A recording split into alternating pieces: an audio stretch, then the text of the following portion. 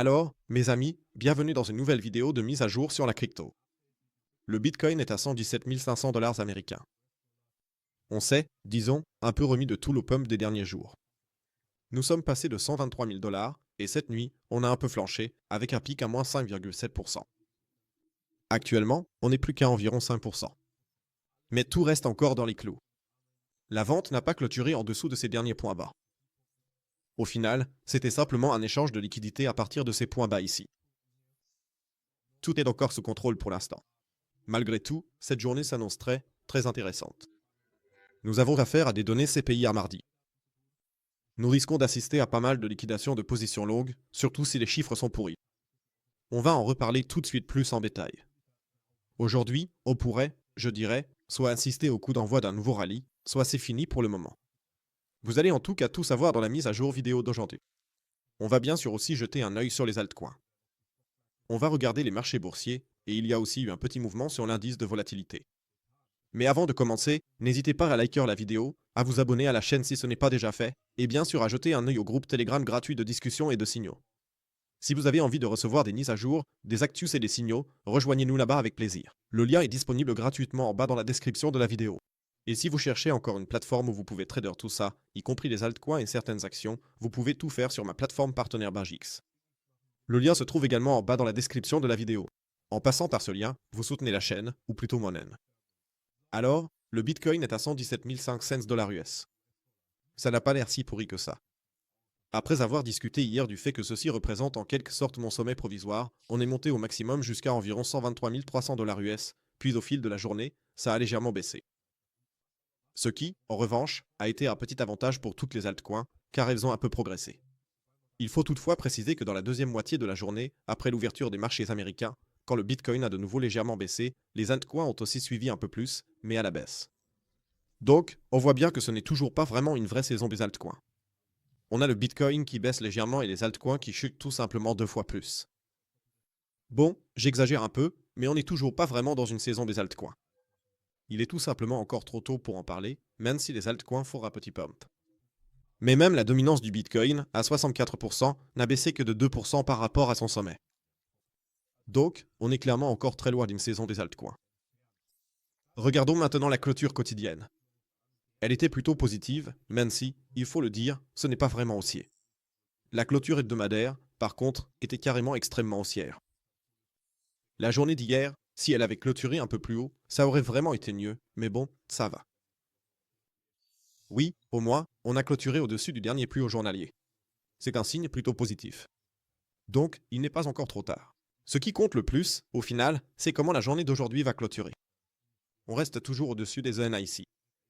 C'est un bon signe, et un petit repli ne serait pas vraiment surprenant maintenant. D'ailleurs, ce soir à 19h, on regardera tout ça tranquillement à nouveau. On commence aujourd'hui avec un live stream à 19h sur Bitcoin, les altcoins, etc. Donc si ça vous tente, n'hésitez pas à être en direct sur YouTube ce soir à 19h. Pour revenir à l'essentiel maintenant, tant qu'on se contente de consolider ici, tout va bien. Un repli ne serait pas non plus vraiment dramatique. On en a parlé ces derniers jours. 109 000, 110 000 dollars américains, ce ne serait vraiment pas mal. Pourquoi? Les taux de financement ont légèrement augmenté entre-temps. On est maintenant partout dans le vert. Ça faisait une éternité qu'on n'avait pas vu ça. Il faut vraiment remonter très loin pour ça. Même pendant tout le mois de juin, on n'a pas eu ce genre de situation. Désormais, nous sommes dans le vert, ou plutôt, nous ne sommes plus dans le vert, mais parfois même dans le rouge.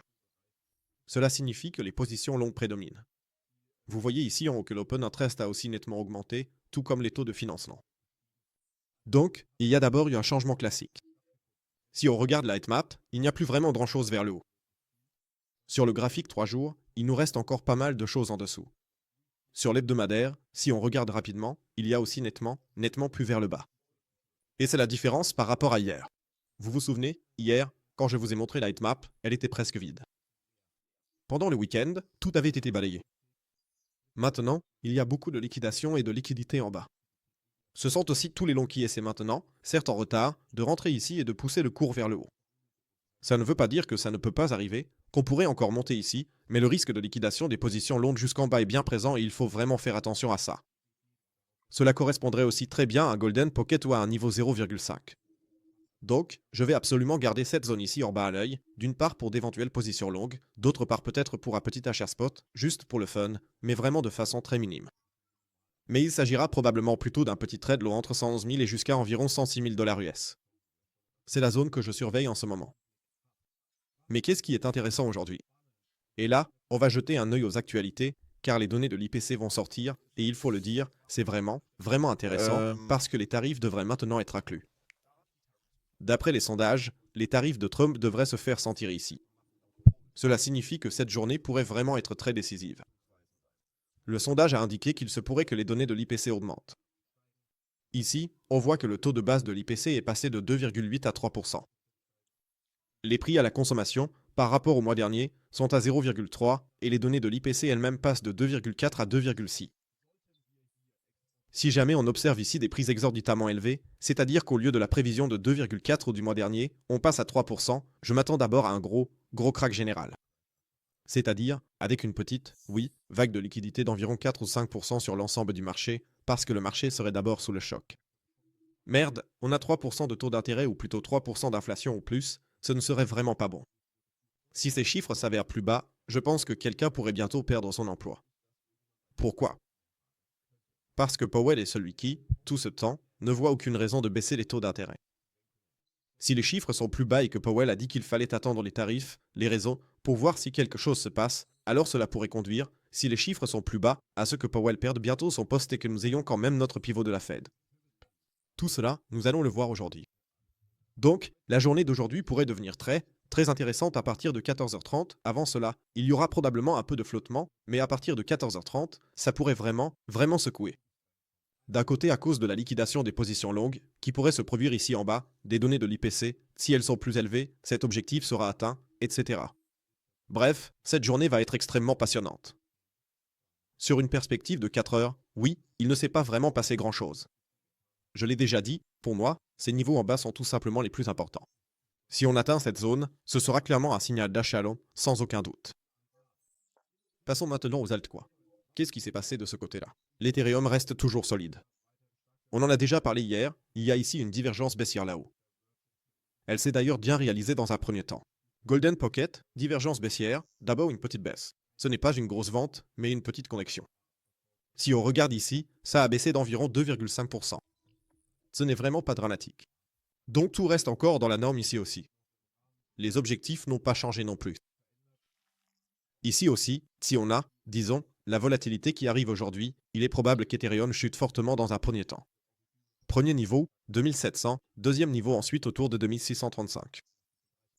Fait intéressant, en vue journalière, vous voyez aussi ici, la mèche était à 3090. Nous avons presque exactement comblé l'inefficience ici. Donc, Ethereum a coché la case du Golden Pocket, de l'inefficience et maintenant aussi d'une divergence baissière. HM, pas vraiment bon. En plus, on a aussi ici une petite divergence, également sur le RSI. Donc, tout ça n'est pas vraiment bon. En plus, le volume est aussi mauvais. Protégez vos positions, n'essayez pas à tout prix de rentrer dans n'importe quelle position maintenant. Sécurisez vos positions et prenez des profits. C'est le plus important. J'ai d'ailleurs déjà fait un sondage hier à ce sujet. Beaucoup ont déjà vendu, certains commencent seulement à acheter maintenant, tu vois. Donc, s'il vous plaît, prenez aussi un peu de profit dans ce genre de phase. Solana. Solana reste en fait relativement stable. Nous n'avons pas franchi notre résistance, nous en avons parlé hier, là, on est justement ici sur le graphique journalier. La moyenne mobile de cents sur le daily n'a pas tenu. Hier, la liquidité est passée au-dessus, puis on a clôturé en dessous. Donc, toujours pas de breakout haussier sur Solana. Ça m'agace énormément et ça continue de me tracasser un peu, parce que cette mèche d'hier n'a fait que balayer la liquidité des jours ici et ici. Nous ne sommes pas encore en altcoin season, il n'y a tout simplement aucun signe pour l'instant. On va regarder tranquillement tous les altcoins ce soir, mais pour le moment, on n'est pas dans cette phase où on peut dire « Waouh, grosse altcoin season en approche ». Rien n'indique ça pour l'instant, même pas le sentiment général en ce moment. Mais bon, laissons-nous surprendre. Passons au marché traditionnel. Que fait l'or? L'or reste stable, ou du moins il se maintient plutôt, oui, de façon raisonnable dans notre range. La moyenne mobile à 200 jours a tenu pour l'instant. Voyons aussi ici ce que la journée va nous apporter. Ici aussi, les données du CTI pourraient avoir un impact considérable dans un premier temps. Pour l'instant, je reste en retrait ici.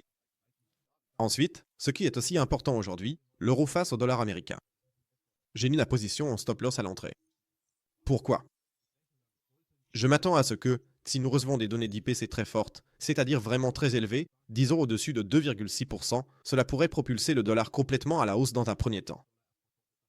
Donc, dans ce cas, je pars du principe que notre trade sera absolument parfait et que l'euro va littéralement décoller, mais à la baisse. Si les données de l'IPC sont vraiment pourries pour mon trade, ou plutôt pour notre trade, et que les données restent stables ou baissent, je pense que l'euro va continuer à monter dans un premier temps. Et c'est pourquoi j'ai couvert la position maintenant avant les données de l'IPC, afin que nous soyons en sécurité pour le moment. Voilà pour ça. Les marchés boursiers, il ne se passe pas grand-chose. Pas vraiment grand-chose dans le DAX. Le Nasdaq est toujours dans une phase latérale. Je n'aime pas du tout que le volume continue de baisser.